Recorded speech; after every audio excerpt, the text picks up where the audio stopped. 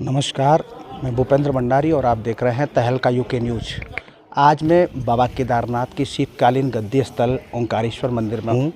यहाँ पे हमारे साथ में जो यहाँ के वेद पाठी हैं जमलोकी जी, ये यहाँ की मान्यताओं के बारे में, यहाँ के विधि विधान के बारे में हमें जानकारी देंगे। आइए इनसे बात करते हैं, क्या यहाँ पे मान्यताएँ हैं, क्या यहाँ पे केदारनाथ की शीतकालीन जो गद्दी स्थल है ओंकारेश्वर मंदिर, यहाँ पे किस प्रकार से पूजा अर्चनाएं होती हैं।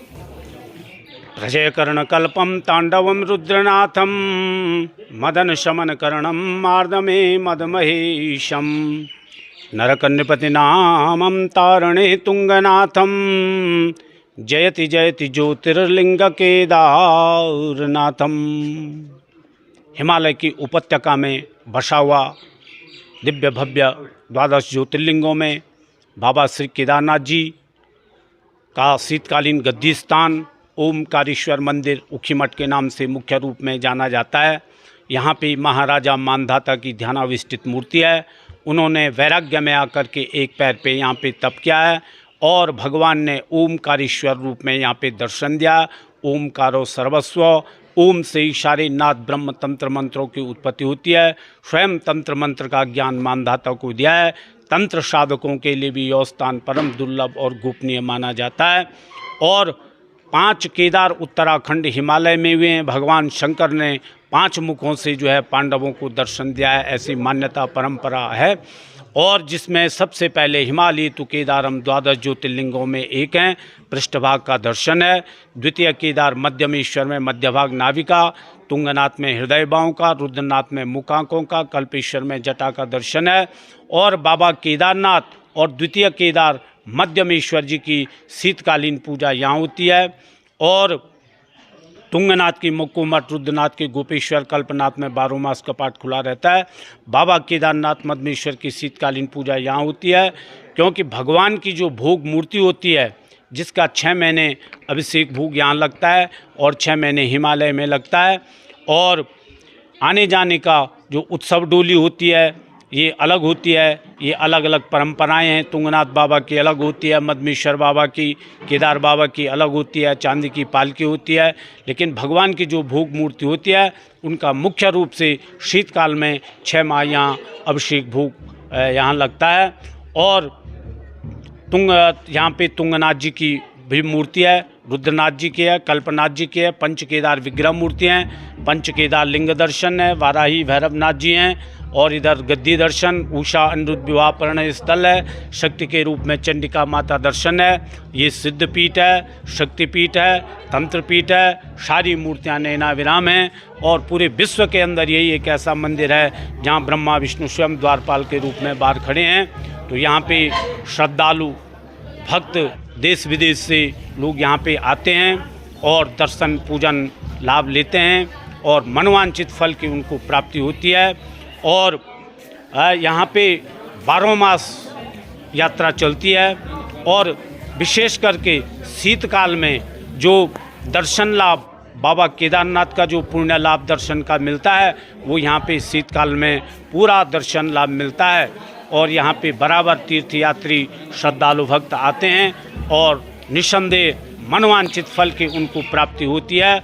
और वो अपनी सिद्ध साधनाएं आज भी यहाँ पे लोग करते हैं। और यहाँ पे उषा अनिरुद्ध विवाह परिणय स्थल भी है। उषा बाणासुर की बेटी, अनिरुद्ध कृष्ण के पौत्र प्रद्युम्न के बेटे हुए हैं। उनका विवाह इसी स्थान पे संपन्न हुआ। उषा के नाम से उषा मठ, ऊखीमठ नामकरण हुआ है। और प्राचीन परंपरा में उषा जी को स्वप्न आया, स्वप्न में अनिरुद्ध जी का दर्शन हुआ, उनसे प्यार प्रेम हुआ, स्वप्न जागृत हुआ, परेशान हो गई, खोई खोई रहने लगी। सखी चित्रलेखा को पता चला, आर्टिस्ट कलाकार थी, और योग शक्ति तंत्र शक्ति के द्वारा द्वारिका से यहाँ पे हरण करके लाई। इसी स्थान पे उनका वैवाहिक पाणी पीडन संस्कार जो है संपन्न हुआ। उषा के नाम से उषा मठ नामकरण हुआ है। उनका जो विवाह स्थल है आज भी प्रत्यक्ष प्रमाण के रूप में यहाँ पे उपलब्ध है, जिसका दर्शन बड़ा पावन है।